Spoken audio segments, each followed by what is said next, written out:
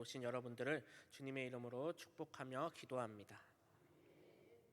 우리 옆자리에 계신 분들과 함께 인사 나누었으면 좋겠습니다. 만나서 반갑습니다.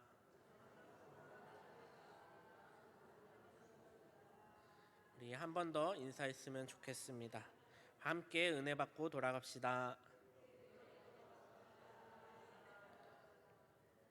네, 이 시간 함께 은혜 받고 돌아가는 저와 여러분이 되기를 주님의 이름으로 기도합니다.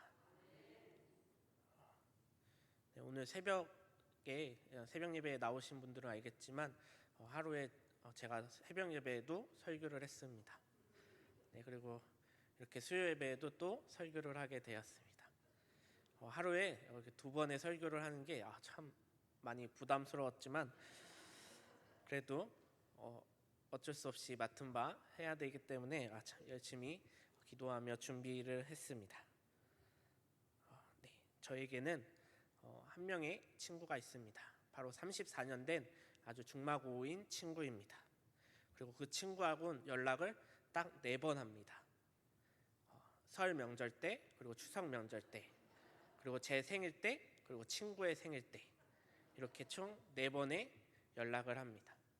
그리고 연락을 해서 만날 때 아무 부담 없이 아주 편안하게 시간을 보내곤 합니다.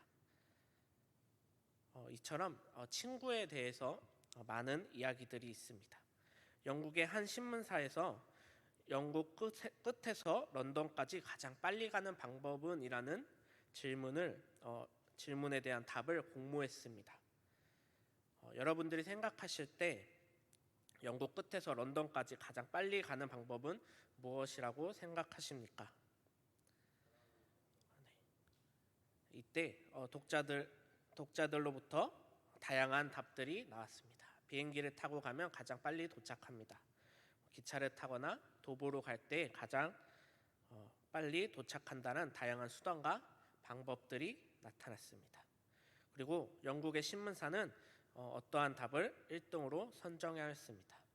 그리고 이 답은 바로 좋은 친구와 함께 가는 것이라는 답을 내렸습니다. 아마 그 의미는 좋은 친구와 함께 간다면 아무리 먼 길이라도 재미있고 즐겁게 갈 수 있으니 시간 가는 줄 모르고 간다라는 의미에서 1등이 된 것이 아닌가 생각이 됩니다. 이처럼 우리가 살아갈 때 좋은 친구들을 사귄다라는 것은 매우 중요한 것 같습니다. 옛말에 죽기 전까지 진정한 친구가 한 명이라도 있다면 그 사람의 인생은 성공한 인생이다라는 이야기가 있습니다.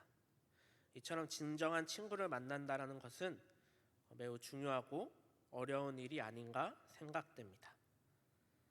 이 시간 저와 그리고 또 여러분들에게 질문을 하고 싶습니다. 여러분에게는 진정한 친구가 있으신가요? 성경에서도 우정을 나눈 진정한 친구들의 이야기들이 종종 나옵니다. 우리가 잘 알고 있는 다윗과 요나단의 관계가 있고 또 다니엘과 그의 세 친구들의 이야기도 있습니다. 그리고 욥과 그의 친구들의 이야기도 나옵니다. 그리고 오늘 함께 읽은 본문의 말씀인 중풍병자와 그의 친구들에 대한 이야기도 있습니다. 그리고 오늘 함께 읽은 이 말씀을 통해 중풍병자와 그 친구들의 이야기를 나누고자 합니다.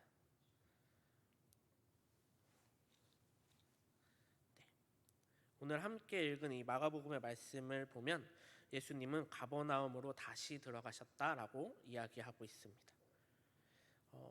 이 말씀으로 볼 때 예수님은 이미 한 번 가버나움에 방문하셨고 이전에 방문했을 때 예수님은 회당에서 귀신 들린 자를 고치셨고 또 많은 사람들의 병과 귀신 들린 자들을 고쳐주셨습니다.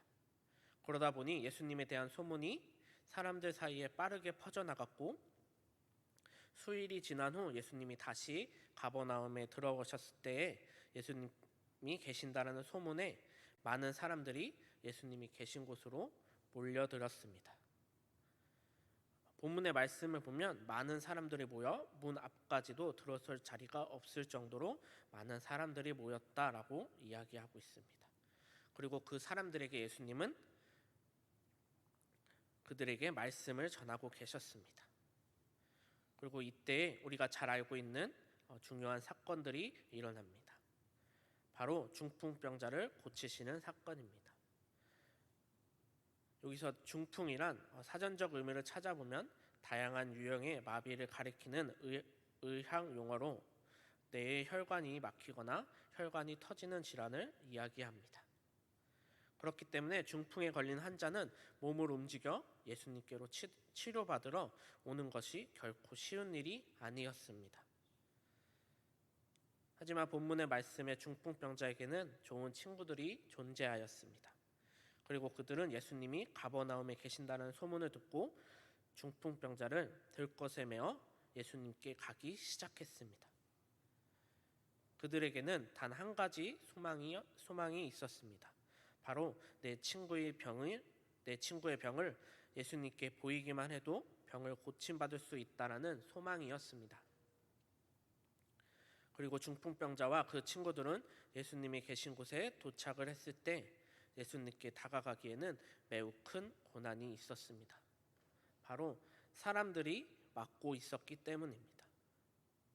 분명 이 사람들 중에는 자신의 질병과 아픔을 고침받고자 예수님을 찾아온 사람들도 있을 것입니다. 그러나 그렇지 않은 사람들도 그 자리에 존재하였습니다. 그들로 인해 진짜로 예수님의 고침이 필요한 사람들은 예수님께 나아가는 것을 막고 있었습니다. 성경에는 이러한 이야기들이 많이 있습니다. 12년 동안 혈루증을 앓고 있는 여인을 예수님께 나아가지 못하게 막는 것도 예수님의 주위에 모인 사람들이었고, 맹인 바디메오가 예수님께 나아가지 못하게 막은 것 또한 그 주위에 있던 사람들이었습니다. 이처럼 우리가 예수님께 다가갈 때에는 많은 어려움이 생길 수 있습니다. 우리가 생각지도 못했던 것들이 예수님께 다가가는 것을 막을 수 있습니다. 그리고 그것이 물질이 될 수도 있고 또 사람이 될 수도 있습니다. 그러나 그것을 뚫고 예수님 앞에 나아간다면 우리는 예수님을 만나고 그분의 능력으로 우리는 치료받을 수 있습니다. 혈루증을 앓던 여인이나 맹인 바디메오도 결국 예수님을 만나서 치료를 받을 수 있다라는 믿음으로 많은 사람들을 뚫고 예수님께로 다가갔습니다. 혈루증을 앓던 이 여인은 사람들을 헤집고 들어가 예수님의 옷가지를 만졌고, 맹인 바디메오는 소리를 치며 예수님을 부르며 예수님을 찾았습니다. 이처럼 우리도 우리의 온 힘을 다해 주님 앞으로 나아가는 저와 여러분이 되기를 주님의 이름으로 기도합니다. 그러나 여인과 바디메오와는 다르게 오늘의 본문의 중풍병자는 혼자서는 절대로 예수님께 다가갈 수 없는 상황이었습니다. 아마 중풍병자는 집안에 꽉 들어찬 사람들을 보고 예수님을 만나 자신의 병을 고침받는 것을 포기했을 수도 있습니다. 그리고 자신이 고침받을 수 있다라는 희망을 버리고 낙담하고 있을 수 있습니다. 그러나 그의 친구들은 포기하지 않았습니다. 어떻게 해서든 자신의 친구인 이 중풍병자를 예수님 앞으로 가기 위해 많은 고민들을 하였습니다. 그리고 결국 오늘 본문의 말씀처럼 중풍병자와 함께 지붕에 올라가 지붕을 뜯어 중풍병자를 예수님 앞으로 보냈습니다. 그리고 예수님은 자신 앞에 온 중풍병자를 고쳐주셨습니다. 그런데 우리는 여기서 한 가지 중요한 점을 알 수 있습니다. 바로 오늘 본문 5절의 말씀입니다. 예수께서 그들의 믿음을 보시고 중풍병자에게 이르시되 작은 자여 내 죄사함을 받았느니라 하시니, 예수님은 중풍병자를 고쳐주신 이유가 바로 그 친구들의 믿음을 보셨기 때문입니다. 예수님은 중풍병자의 믿음이 아니라 그곳에 그를 데려온 친구들의 믿음을 보시고 그를 고쳐주셨던 것이었습니다. 그리고 예수님은 친구들이 중풍병자를 생각하는 그 마음을 보시고 중풍병자의 병을 고쳐 주셨습니다. 주님의 능력은 그 사람의 믿음으로만 나타나는 것은 아닙니다. 물론 나의 믿음을 통해 문제가 해결될 수도 있습니다. 그런데 나의 믿음을 통해 내 친구의 문제가 해결될 수도 있습니다. 또 내 친구의 믿음을 통해 나의 문제가 해결될 수도 있다라는 것입니다. 우리는 주변에 어려운 일을 당한 사람 혹은 친구에게 이렇게 이야기합니다. 당신을 위해 기도하겠습니다. 우리 함께 기도합시다. 그리고 그들도 우리에게 이렇게 이야기합니다. 기도 부탁드립니다. 그리고 우리는 그들을 위해서 함께 기도합니다. 이처럼 함께 아픔과 기쁨을 공유하고 서로를 위해 기도할 때 하나님은 우리의 기도를 들어주실 것이라고 저는 확신합니다. 계속해서 본문의 말씀을 살펴보면 예수님께서 중풍병자를 고쳐주실 때 한 가지의 문제가 발생합니다. 이것이 바로 예수님이 중풍병자를 고쳐주실 때 하신 말씀 때문입니다.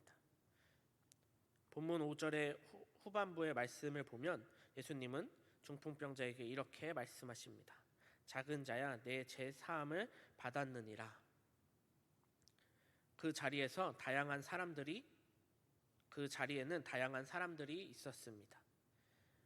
함께 읽은 본문에는 서기관들이 있었다라고 하고, 또 평행 본문인 누가복음의 말씀에는 바리새인들과 율법 교사들이 그 자리에 있었다라고 이야기합니다. 그리고 그들은 죄 사함을 받았다라는 예수님의 말씀에 의문을 가지기 시작합니다. 그들이 생각하기에 죄 사함의 선포는 오직 하나님만이 하실 수 있는 것이기 때문입니다.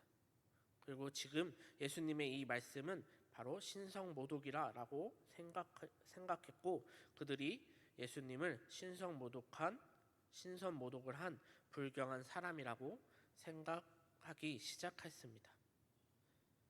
물론 그들은 당시에 하나님에 대해서 잘 알고 또 율법에 대해서도 많이 알고 있는 사람들이었습니다. 그렇기 때문에 지금까지 예수님의 말씀과 행적들을 보았을 때 그들이 옳게 바라보았으면 예수님이 누구인지 알 수 있었던 것이었습니다. 그러나 그들은 자신이 알고 있는 많은 지식들을 인해 예수님을 올바르게 바라보지 못하는 상황에 처했던 것입니다. 그러나 예수님은 그들에게 9절과 10절의 말씀을 통해 한 번 더 이야기하십니다. 중풍병자에게 내 죄 사함을 받았느니라 하는 말과 일어나 내 상을 가지고 걸어가라 하는 말 중에 어느 것이 쉽겠느냐? 그러나 인자가 땅에서 죄 사하는 권세가 있는 줄을 너희로 알게 하려 하노라. 이와 같이 예수님은 죄 사함의 선포와 그리고 일어나 걸어가라라는 치유의 선포 둘 다 하실 수 있으신 분이었습니다. 물론 죄 사함의 선포보다 치유의 선포가 예수님의 입장에서는 더 간단하고 논란의 여지를 만들지 않을 수도 있었을 것입니다. 그러나 예수님은 중풍병자에게 처음부터 일어나 걸어가라라고 말씀하지 않고 죄 사함을 받았다라고 이야기하십니다. 당시의 세상의 배경적으로 봤을 때 병에 걸린다라는 것은 바로 죄로 인해 병에 걸렸다라는 인식이 있었기 때문입니다. 그렇기 때문에 예수님은 중풍병자의 육체적인 문제뿐만 아니라 죄의 문제까지 해결해 주시기 위하여 죄 사함을 받았다라고 이야기하셨던 것이었습니다. 따라서 이것은 예수님이 우리의 육체의 문제뿐만 아니라 우리의 죄의 문제를 보고 치유해 주신다라는 것이었습니다. 그러면서 서기관들과 바리새인들에게 자신의 권세를 보여주고 계셨습니다. 예수님은 그들에게 자신이 누구인지 깨닫고 지식으로 가려진 눈을 가려진 눈을 옳게 뜨고 자신을 바라보기를 바라셔서 이렇게 이야기하셨던 것이었습니다. 오늘 본문의 말씀은 단순하게 중풍병자를 치료한 사건으로 볼 수도 있습니다. 그러나 이 사건을 통해 믿음의 능력이 얼마나 중요하고 또한 지식보다 예수님을 믿는 믿음이 얼마나 더 큰 능력이 있는지를 깨닫는 시간이 되었으면 좋겠습니다. 말씀을 마무리하도록 하겠습니다. 중풍병자는 친구의 믿음을 통해 병 고침을 받고 하나님께 영광을 돌리며 집으로 돌아가였습니다. 또한 병 고침뿐만 아니라 그는 죄 사함 또한 받았습니다. 이것은 중풍병자 혼자의 능력으로는 불가능한 일이었습니다. 그러나 그의 친구들을 통해 그는 이러한 경험을 할 수 있었고 그로 인해 고침을 받을 수 있었던 것이었습니다. 사랑하는 성도 여러분, 우리 주변에는 예수님께 다가가고 싶지만 다양한 장애물로 인해 예수님께 다가가지 못하고 중풍병자와 같은 사람들이 많이 있습니다. 그리고 예수님은 우리에게 중풍병자와 함께했던 이 4명의 친구들처럼 그들을 예수님 앞으로 인도해 주기를 원하고 계십니다. 그리고 중풍병자가 죄사함을 받고 치유받을 때에 주변에 있던 바리새인들과 서기관 같이 그들의 지식에 가려 예수님의 진정한 모습을 바라보지 못하고 오해하지 말고 예수님을 진심으로 바라보고 그 주변에 그러한 사람들과 그러한 친구들을 보았을 때 그들을 믿음으로 응원하며 중보하는 저와 여러분이 되기를 주님의 이름으로 기도합니다. 마지막으로 이 시간 저와 여러분에게 설교 처음에 했던 질문을 다시 한번 질문하고 싶습니다. 여러분에게는 진정한 친구가 있으신가요? 지금 여러분에게 중풍병자의 친구들 같이 믿음의 친구들이 있으신가요? 혹은 지금 나를 필요로 하는 친구에게 중풍병자의 친구들과 같은 믿음의 친구가 되어줄 준비가 되어 있으신가요? 이러한 질문들을 던지며 이 시간 믿음으로 주님 앞에 가까이 다가가는 저와 여러분이 되기를 주님의 이름으로 기도합니다. 기도하겠습니다.